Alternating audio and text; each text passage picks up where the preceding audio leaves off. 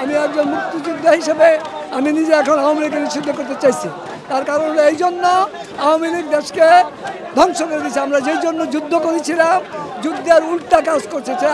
সে মুক্তিযুদ্ধের চেতনার নামে বাংলাদেশকে ধ্বংস করেছে সর্বদিক দিয়ে। অতএব আওয়ামী লীগ এই মুক্তিযুদ্ধকে আমাদের গণদাবি, যদি সরকার এই দাবি না মানে তাহলে গণ আন্দোলন করে অবশ্যই আওয়ামী লীগকে নিষিদ্ধ করতে হবে এবং তাদের যে যে অন্যায় করছে এই জন্য যার ফাঁসি দেওয়া দরকার তাকে ফাঁসি দিতে হবে, যার জেল দেওয়ার দরকার তাকে জেল দিতে হবে।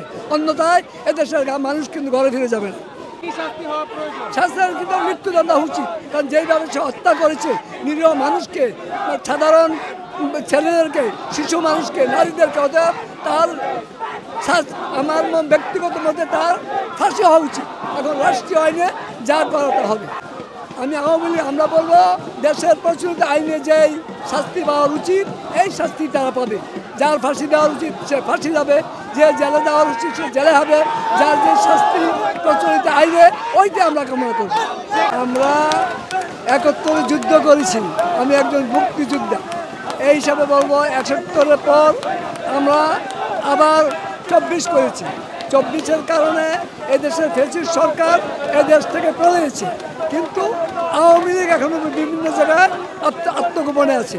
কাজে যেই অত্যাচার করছে, যেইভাবে মানুষ হত্যা করছে, যেইভাবে দেশের আইন শৃঙ্খলা ভঙ্গ করছে, নির্বাচন ধ্বংস করছে, এই জন্য পুরো আওয়ামী লীগকে নিষিদ্ধ করতে আমরা চাই।